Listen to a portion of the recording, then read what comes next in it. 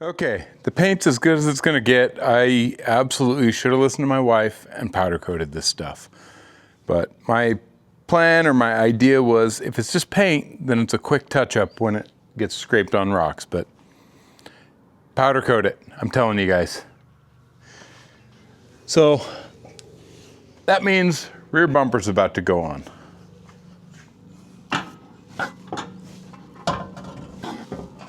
So if you're like me and you just pull the bumper out of the package and start working on paint and you look at it line up and you never open the hardware package, you wouldn't know that this actually comes with a little insert to go in the side of the Jeep frame that does not have an actual set of threads, giving it a set of threads. So be sure to check the hardware package before you go build a special bracket.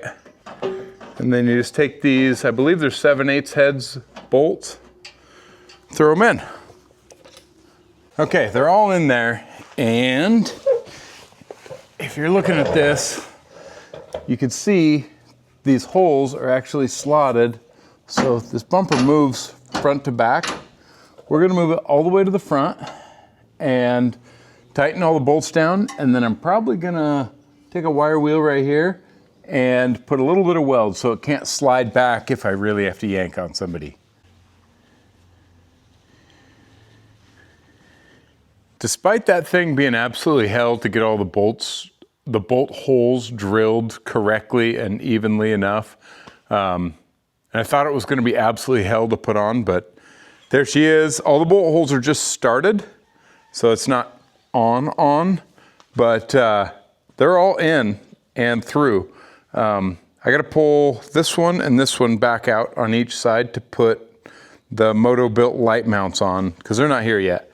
But I think I can, well, maybe I better do the winch and then set the winch in there, see if the grill can go on with the winch attached or if I have to put the grill on before the winch.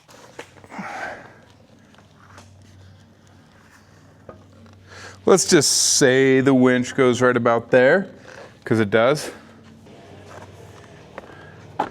Oh yeah, I think the grill's gonna have to be on before I put the winch on. That is a tiny bumper. There is not much to it. It looks good though. All right, this sway bar is kind of in my way. I'm trying to run all my winch wiring and just figure it out where it's not gonna get rubbed against or chafed or in the way of tightening the bolts that I still got to tighten down. So I'm going to pull this thing off. It's going to come off anyway because, you know, it's going on the new axles.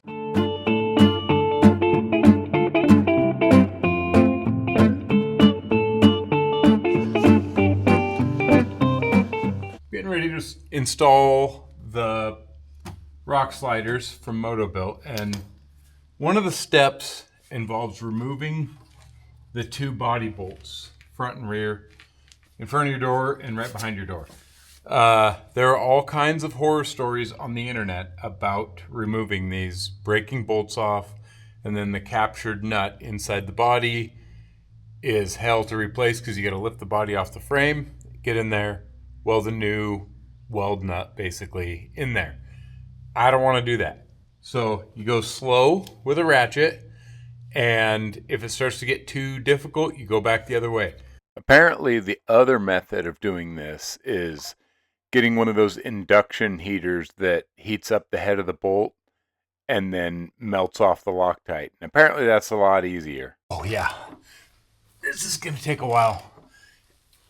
And it's a very long-winded bolt, according to the internet.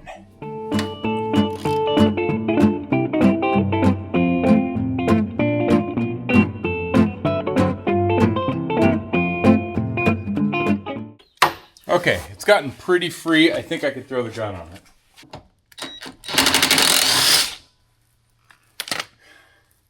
That is a long-winded bolt. When you're building something like this, you will have setbacks, and this is a pretty big setback. You can see the fenders, inner fenders, front bumper that was all on here, rear bumper, is now taken off. And, well, except for this last one. But let me show you why. It was all on there, and I started to mount up the winch, and things were scratching very, very easily. And I didn't know why. I still don't know why. But that's a fingernail. So you could imagine what it would do, like, if you were actually wheeling. Look at this. This is a bummer, man. That ain't gonna fly. And the rear bumper was better, but not great. That's a fingernail. Like, the paint was just peeling off. And I know you're probably thinking, well, bad paint job. Yeah, probably. I'm not great at rattle can, but I took every ounce of effort and spent a lot of money on spray paint. So don't be like me. Let me show you what I did. I did acetone, or I guess mineral spirits, wiped it all down, got all the cutting oil off. I sanded it lightly with like 120. I used self-etching primer, the expensive stuff. Lots of cans, lots of coats of that, sanded that down, and then hit it with the Rust-Oleum satin turbo cans. And it was starting to look pretty good, and it did. Some of it did turn out good. Like, the rear bumper turned out great. Inner fenders turned out great, looking great, but the stuff just peels right off. I don't know what I did wrong. Doesn't matter at this point, because now I'm kind of in a time crunch. So this stuff's all going to Everlast powder coating. If you're local, you probably know them.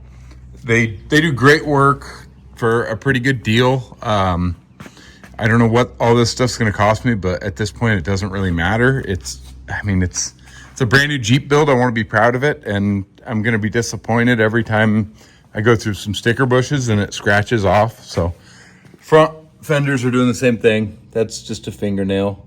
Come on.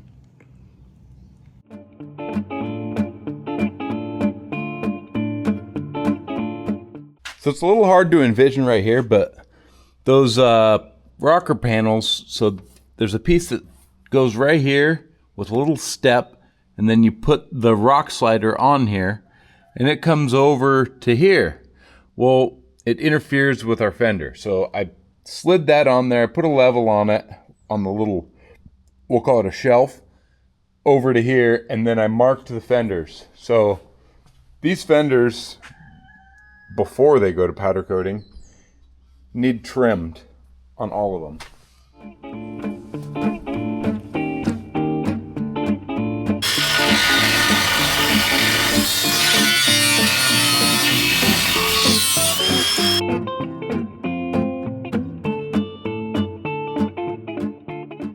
With all the metal stuff at powder coat, I'm kind of in a holding pattern.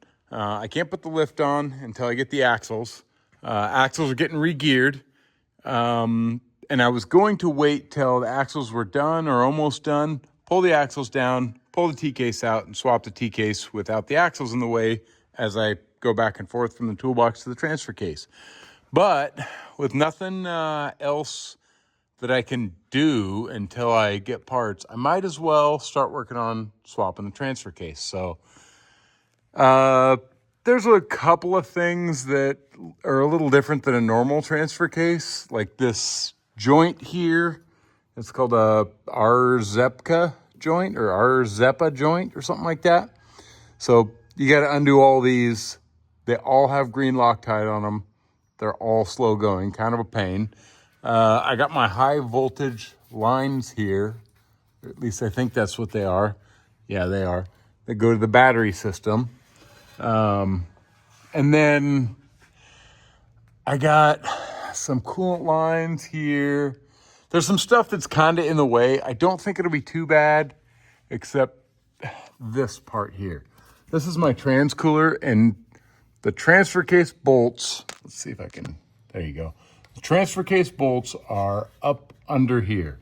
So I'm probably gonna have to take that off, or at least move it out of the way somehow.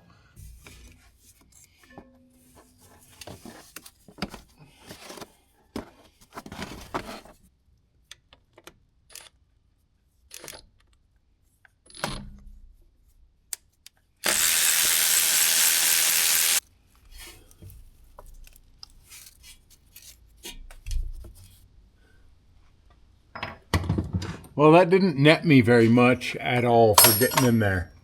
All right, we got 2 extensions and 2 wobblies. I know that's pretty frowned upon. We'll see how this goes.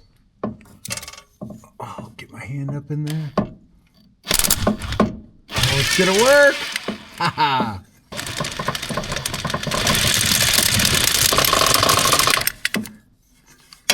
Oh, we got the bolt like 80% out.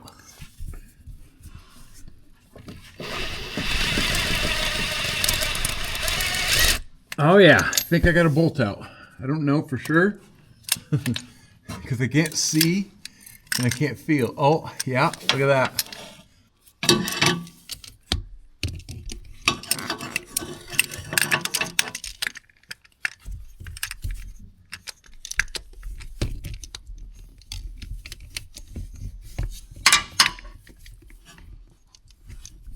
Oh man, that one is ultra kinky. Whoa, kinky.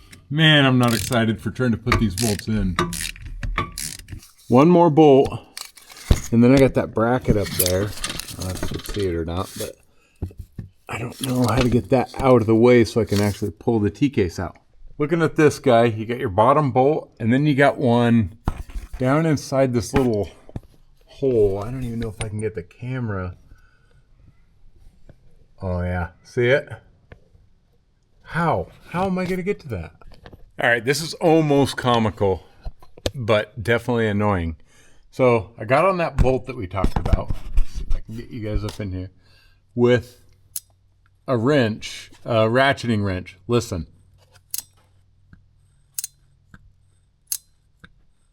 One click. This is gonna be a while.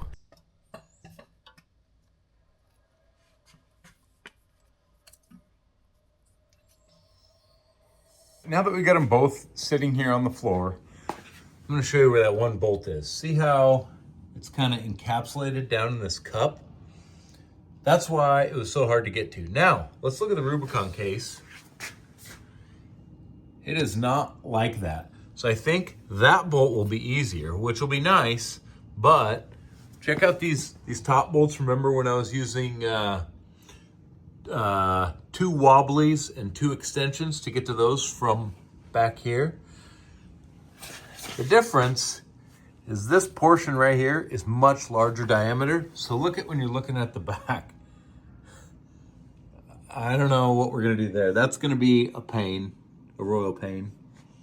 This was the only thing that got me through. You can't ever see the bolt. You gotta just get it up in there, and then you got to kind of turn it sideways like that and push, and hopefully you get on there.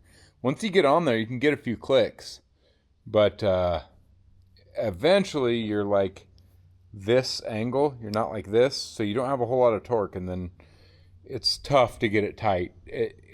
I feel like it's pretty tight for this little tiny little ratchet, but that's all I could get. There was nothing else that I could get on there. All right, we are in low range with the new Rubicon 4-to-1 case. Yes, these are tiny little tires, but man, this thing crawls. I cannot wait for the 513 gears and the 40s.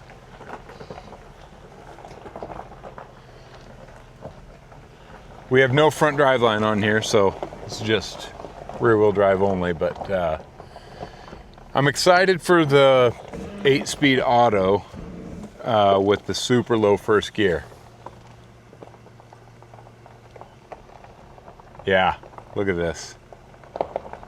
So I was kind of thinking, because of the fact that this is a 2-door and I only have that much space to put stuff in, I was gonna pick up this roof rack. It's like a extremely cheap Chinesium. I wanna say it was like $210 or something shipped. So, and it's aluminum, by the way. So it'll be lightweight. And then I could fit like, dry foods, clothing in a dry bag, sleeping bags, tents, super lightweight stuff up there that takes up a bunch of room but doesn't take up a lot of weight. Therefore, I don't gain a bunch of weight up high, but I do gain a bunch of storage down low. So I'm gonna throw this thing on there. I'll let you guys know how it does or how much I actually use it.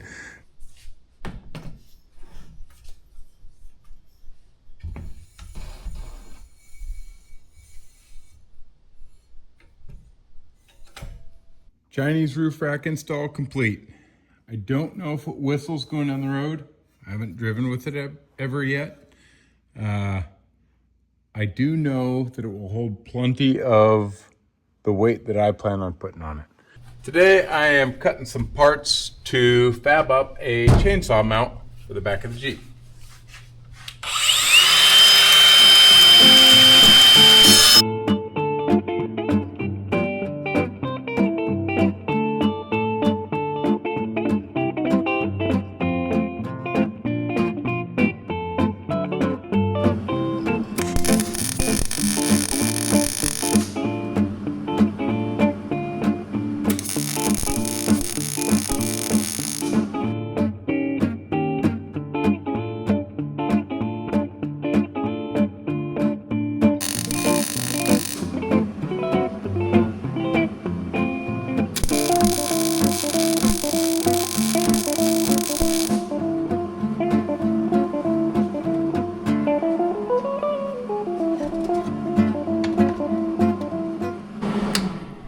Let me show you how this will work.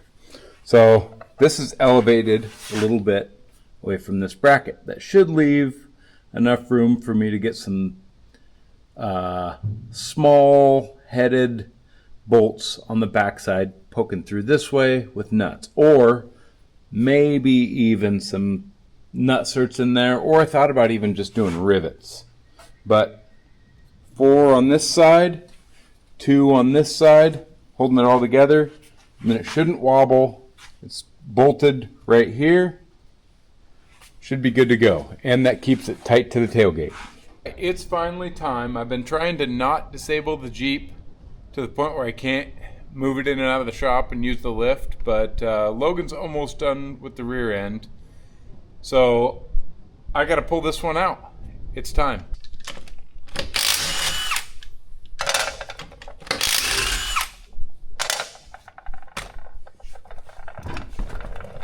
You're not going to believe how easy these things are when you can get some heat on them. I'll show you guys. Oh, my torch is going to die.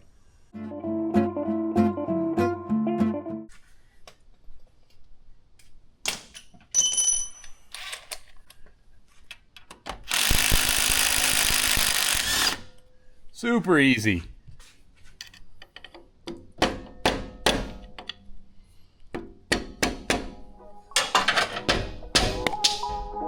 Whoops.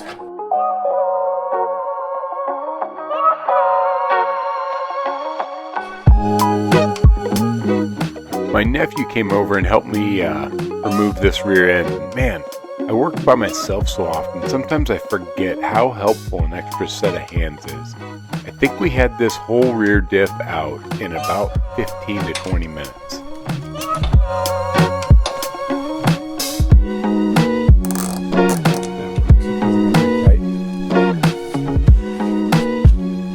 Things coming together, or I guess coming apart still. We're definitely not coming together yet. There's more parts off of it than what started. Except the roof rack's on. License plate light's almost on. Rotopax mount's on. Wiring is almost done. Most of it's done.